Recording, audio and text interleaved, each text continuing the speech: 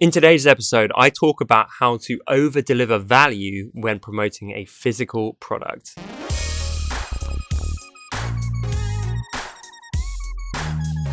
Welcome to episode 114 of the Honest Entrepreneur Show, where I help creatives like you to master your marketing.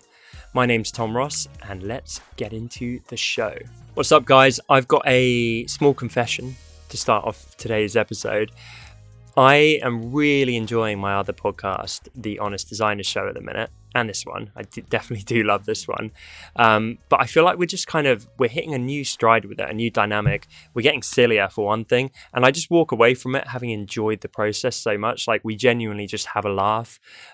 We giggle, we're silly. And that's the one thing that I miss on this show, because I love this show. I love answering your questions, but obviously it's a monologue more than a dialogue. And I miss having someone to riff off, and I miss the witty banter, because it's kind of hard to do that when it's just you. So just being honest, guys, I feel ever so slightly lonely over here. This question is from Mary Beth.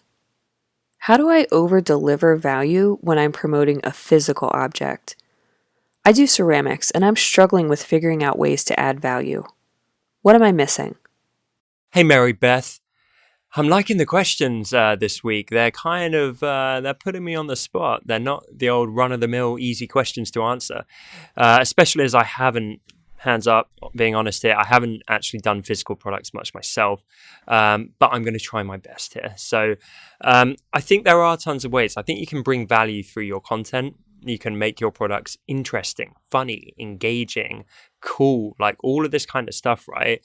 That brings more value. I talked recently, I can't even remember where, but one of my business mentors spoke about this, where basically the story is what makes a brand valuable. There's a reason why some clothing looks incredibly similar, but just because it has a certain crest on it, it's quite literally 10, 100, 1,000 times the price. And essentially, it's all just much the same kind of thing. But it's the story behind the brand. It's how we feel when we wear that top, that item of clothing, where the value comes from. It's what that means to us, the mental associations and so on.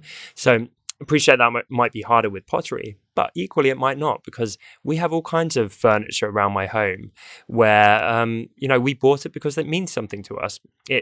It's chic, Scandi style, says something about us as a couple. I know how lame that sounds. But, everything we buy is an extension, I think, of our identity. And I would find a way to weave that in. And I think one of the best ways to do that through your content and your product is the story. There's a reason some people get like a cheap IKEA bit of furniture. I think I'm sitting on one right now, in fact.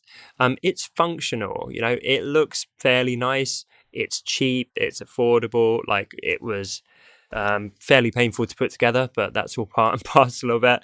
And there's a reason other people get like a rich leather sofa or whatever it might be, or super abstract, quirky furniture and so on. Same thing for ornaments, pottery, and anything like that. What does it say about the people buying it? And I think that's where your value is going to come in, because not only will the value of your product increase, but the perceived value in their eyes and the value they get from that exchange of giving you money and getting the pottery in return, they're going to feel like they've got more value when it has that emotional thing compared to it's just a pot. You see where I'm going with this? On the periphery of that, I think you can bring value as a company through your customer service, how you treat people. I just used Moo to create some save the dates for my upcoming wedding, and that was a great experience. The customer service was on point. The whole experience of buying it was super easy. The print quality was exceptional. How it got delivered, great. A really smooth experience that brought me a lot of value. Equally, we do stuff at Design Cuts where we're sending customers personalized gifts. You could have a handwritten note that went out with each pot. So again, you're not getting that mass shipped IKEA ornament. You are getting something artisan and bespoke and with a lovely note from the craftsman, and all of that again ups the value. So I hope that gives you some idea, and I would just go and have fun. Think, what am I trying to make people feel? What's the message? the emotions that I'm trying to get across through my product, and then try and push that as far as you possibly can. Weave it into everything. Weave it into your content, weave it into the delivery, weave it into the packaging, weave it into the product itself, weave it into your website, weave it into how you talk to your customers and your customer service. Just weave it into everything. Question of the day: what is one item that you own that you probably paid more than you should have for, but the brand and the story behind it suckered you into making that purchase? Let me know in the comments. Thank you so much for watching this episode. I appreciate you guys so much. I'm really enjoying the YouTube show.